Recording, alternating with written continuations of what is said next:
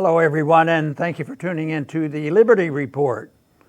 With me today is Daniel McAdams, our co-host, and Daniel, good to see you. How are you this morning, Dr. Paul? Doing well. I'm still trying to digest this State of the Union. I want to find out if the State of the Union is as great as it was panned to be. Better than ever. Why do we worry about the State of the Union when it's so great? I know. But there is still a lot of great stuff, and I think we're in the preservation business of trying to preserve what had been and still is great.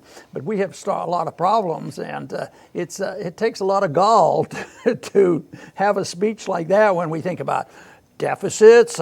Where are we with our empire? Yeah.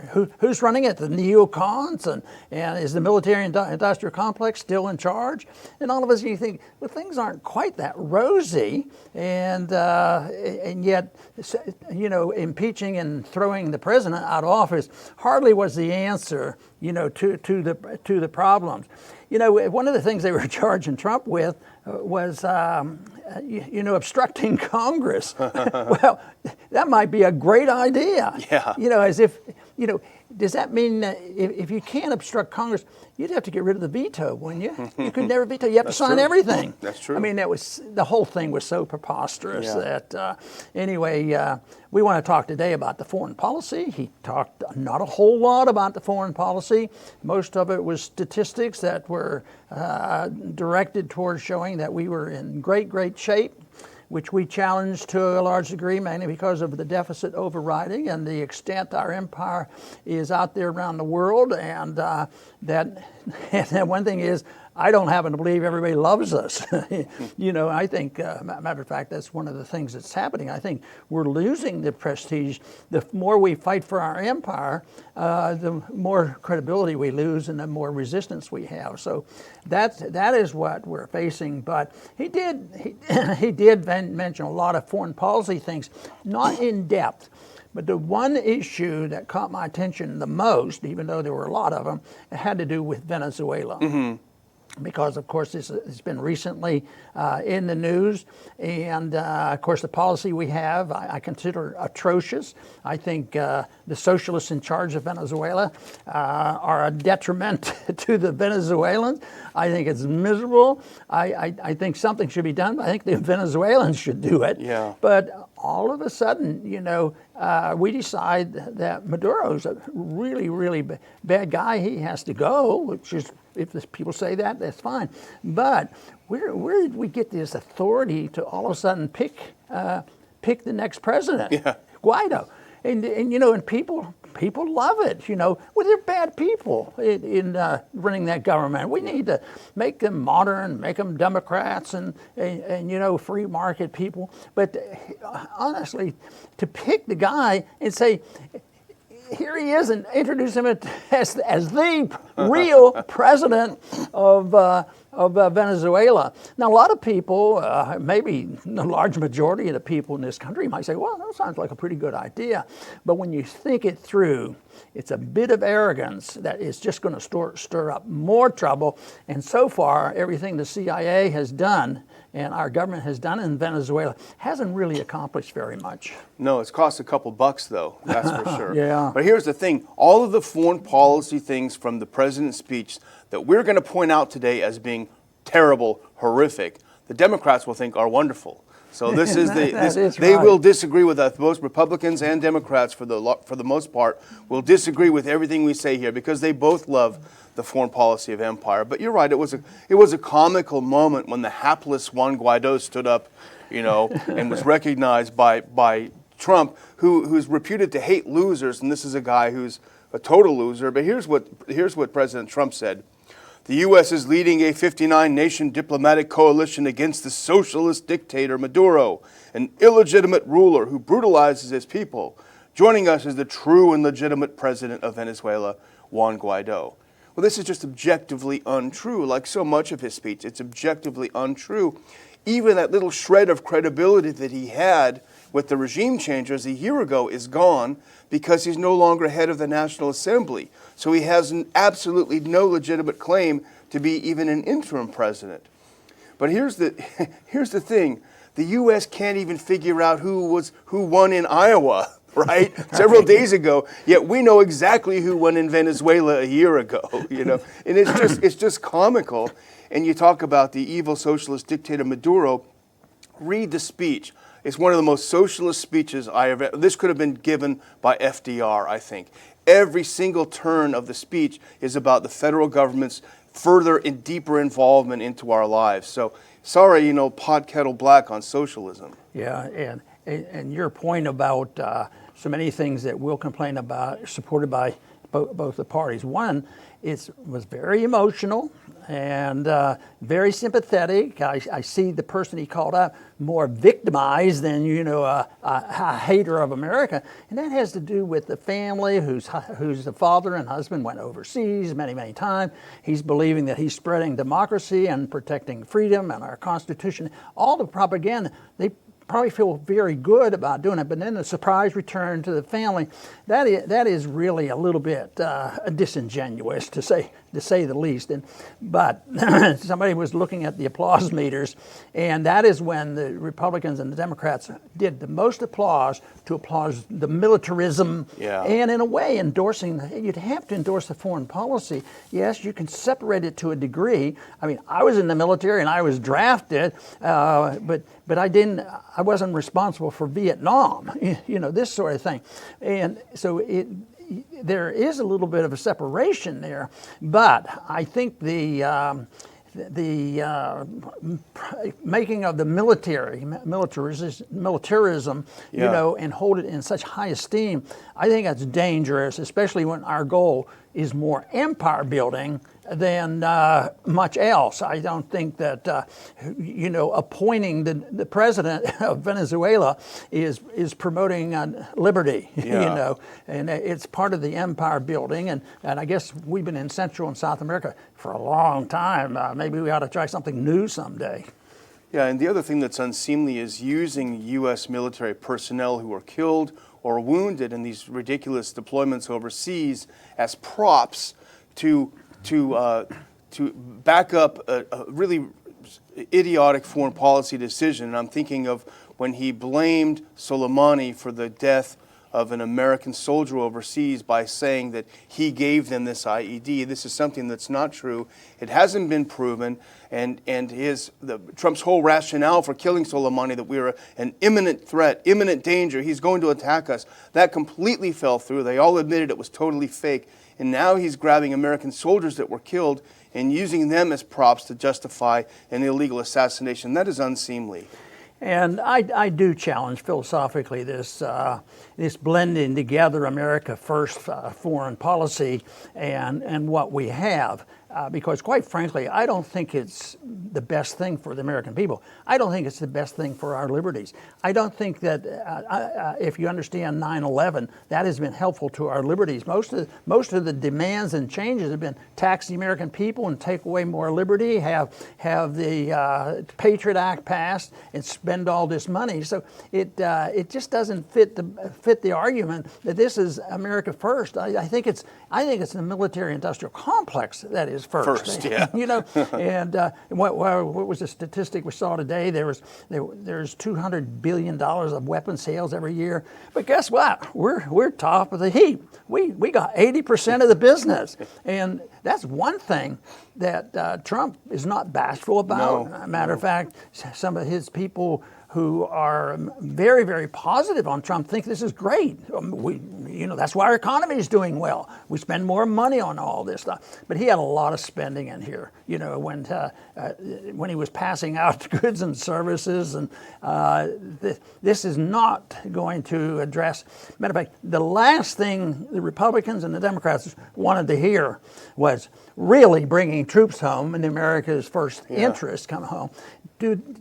Were they unhappy because there was no cut in spending? No, the cheers went, we're going to increase spending. But they're getting away with it right now. And, the deficit's over $1 trillion. So it'll last a while longer until they run out of paper. Used to be they ran out of paper, but it's running out of trust in the paper or the computers for all the money we print and pass out. Exactly. And you talk about a lack of real America first. Here's an irony, Dr. Paul, that I noticed in the speech. Here he has one line. talking about Venezuela. Socialism destroys nations. Freedom unifies the soul. That sounds okay, actually. His very next line, literally, to safeguard American liberty, we have invested $2.2 trillion in the U.S. military. That's socialism for the rich. That's socialism for the military-industrial complex. He's damning Maduro for the socialism. In the very next line, he touts our wonderful military socialism, military Keynesianism. Of course, he goes on to talk about more federal government involvement in education. Congress, you better pass these scholarships. We need more money for treating people with Alzheimer's, more federal government money for this. We need paid family leave. Congress, get on the ball, pass it. More money, more socialism. So it really is almost laughable when you think about it. And I think one of the big problems structurally and philosophically is the fact that the empire that we complain about, influence is one thing, and trading with people and traveling and having friends is one thing, but building an empire, that is quite a bit different. But I think the American people can't see the difference, and they cheer on the empire as if this is American goodness. Yeah. We spread our goodness and our prosperity and all these things. But that is where I think is disingenuous, and Trump's program, I can. It's terrible to have to challenge the most important theme of his whole presidency is American first, America first. And I believe in his heart, he probably believes he's taking care of America first. If you take care of military jobs and you spread our militarism, it's always good for America. Well, I just challenge that, and things don't go well. We've mentioned it so many times. That was part of Bush's argument by why we had to go into Iraq. It was to help people and take care of people suffering under Saddam Hussein. And look at what the mess is there. It keeps getting worse. Now. Now he's right now dealing with Iraq, that he just sent in a high military official to try to make sure that they don't throw us out. They don't want us there. They voted 100%. It's time for you guys to leave. Well, maybe if it only were to America's first position, that's a good idea for us. We'd say that's good for America. If people like me who got drafted out of my medical training, it wouldn't happen. Yeah. And of course, we talked the other day about the draft, because if this thing gets out of control, which it always can, they always need more bodies. And I'm hoping, we warned people about the draft. I'm hoping that that's not going to happen. But believe me, they're capable of it because they keep the registration up. Yeah, including the women. Yeah, and you talk about Iraq and now trying to make sure this new prime minister is doing what he's told. And America first. The U.S. claims that we can't come home because we're a force for good. Well, if really the Iraqis saw the American occupation as a force for good, why would they ask us to leave? Why would the Syrians ask us to go? They've been fighting ISIS for years. If the U.S. was really fighting ISIS as a force for good, why do they want us to leave so much? Why do people not want us to do good for them? It's a good question. The other thing that stuck out to me, Dr. Paul, was his couple of comments on NATO. And it's the usual sort of bravado and bragging on his part. He said, We've getting our allies to pay their fair share now. More of them are paying their fair share. And I was thinking, I remembered a story from a few weeks ago. And yes, it was January 28th, the Daily Mail. They reported that the German army is so short of armored vehicles that the soldiers have to take their own cars to these exercises, and they have to jump out of their cars and pretend they're driving tanks and armored vehicles because they don't have any. So if Germany really feels all this threat from Russia and feels like it needs to pump up and be more part of NATO and more money, and they're sure not showing it from their actions. Yeah, there's going to be a couple dollars spent on exploring space, a new department in the military. That's going to be very expensive. And I think it's great for exploration of space. I'm fascinated with it. I'm just not fascinated with taking money from the middle class Americans and giving it to rich companies who are going to make a lot of profit. And what are they going to do? I think it was said that we have to be the first one to have a colony on Mars. Why? Why do we have to be? I don't understand that. Then there's going to send a lot of people back to the moon. And I think it's great. And there's people with a lot of money. I think that's where they would spend it if we just leave them alone and let them happen. But the other thing that is annoying when I hear about our foreign policy the Iranian thing. Yeah.